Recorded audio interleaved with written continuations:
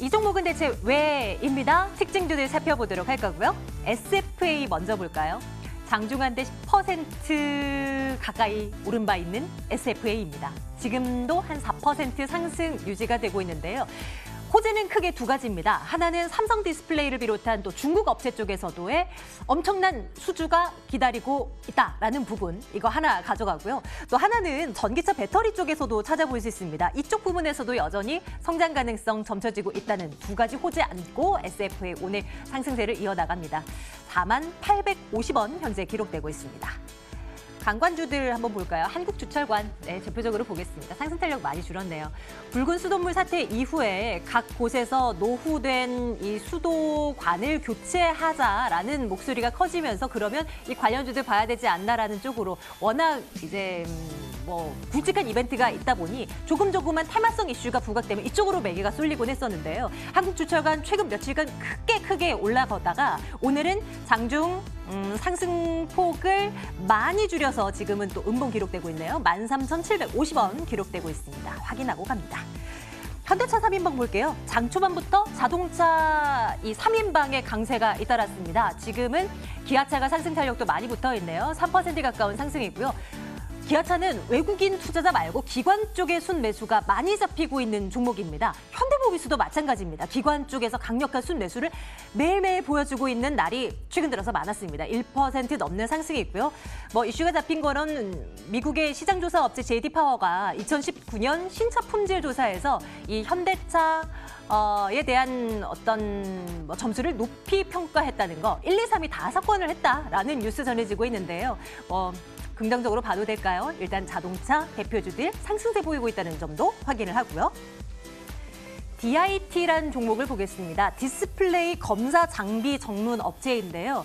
사흘 연속 상승세를 보여주고 있습니다. 오늘은 9,740원대 1.78% 상승으로 진행되고 있네요. 최대 고객사가 삼성 디스플레이인데요. 삼성 디스플레이가 투자를 확대해 나가고 있다. 이로 인한 수혜를 DIT가 받아갈 수 있다. 이런 얘기 전해지고 있고요.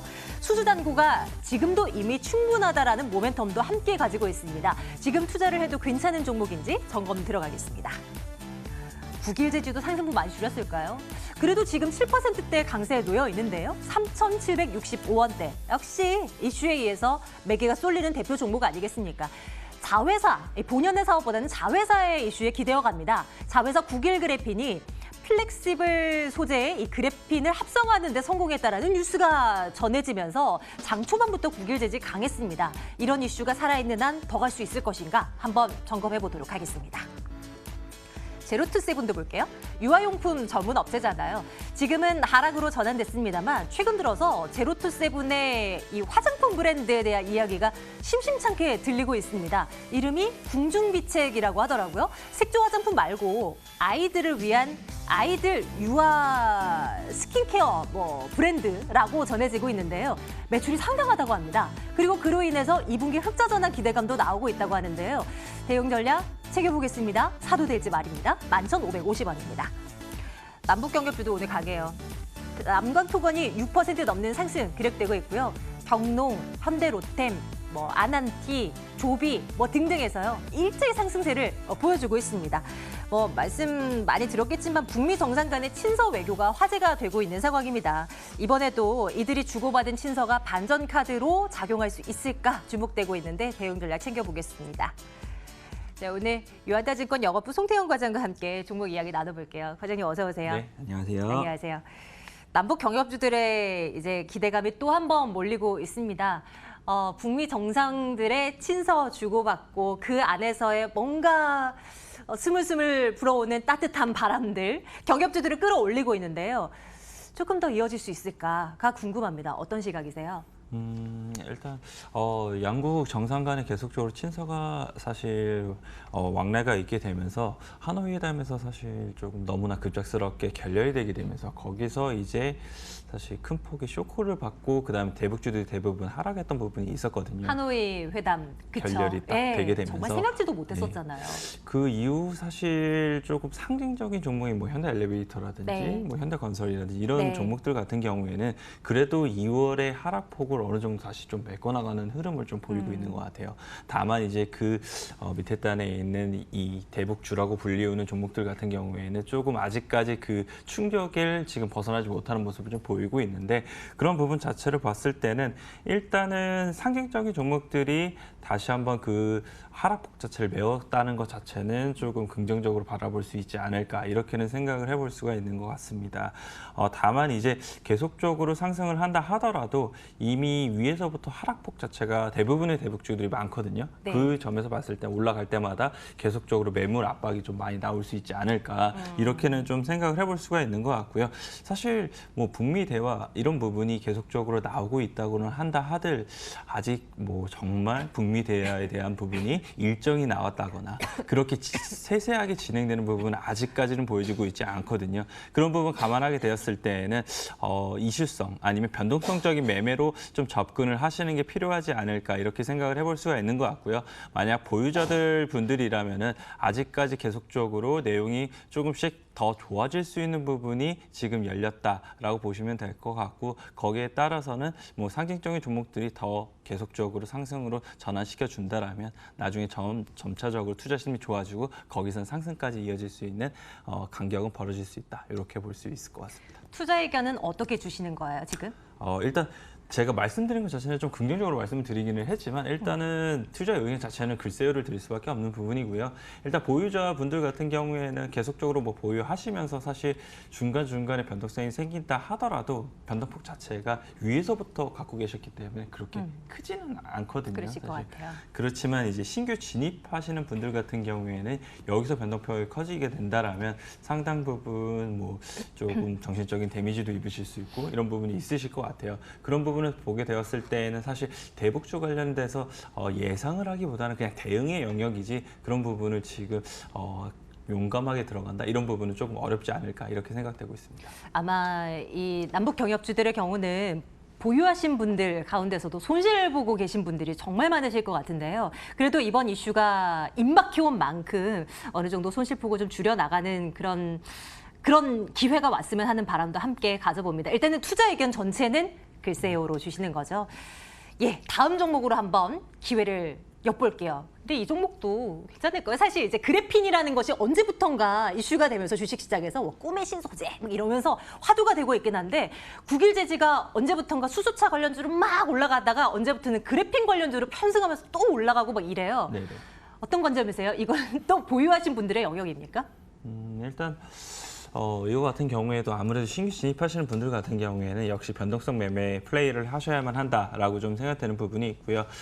국일제지가 사실 그래핀에서 대장으로 등극을 했다가 지금은 사실 약간 조금 2차, 3차 정도로 밀려있는 상황이다라고 보시면 될 것 같아요. 사실 자회사 관련돼서 이제 국일 그래핀이라고 있는데 국일 그래핀이 이번에 이 PET 방막 그래핀 합성에 이제 플렉시블 소재를 성공을 했다라고 얘기를 했거든요. 뭐 이거 관련돼서는 이제 우리가 플렉서블 소재 향후에도 우리 제품을 납품을 할 수가 있게 될 것이고 거기서 우리가 기술력을 입증을 했다라고 보시면 좀 될 것 같습니다. 또한 여기서 한 가지 더 주목해 볼 점은 예전 같은 경우에 4인치에서만 가능했다는 걸 이제 8인치까지도 확대했던 부분이 있거든요. 네. 그만큼 이제 플렉서블 OLED 같은 경우에도 점차 대형화가 되게 될 텐데 그런 부분에서 계속적으로 우리가 기술력적으로 선도해야 하고 있다. 이 정도의 의견 정도로 보시면 될 것 같습니다. 사실 이제 국일제지 관련된 이제 그래핀 기술력에 대해서는 그래핀 협회에서는 사실 조금 그 의문감이 든다. 절대 네. 그럴 수가 없다.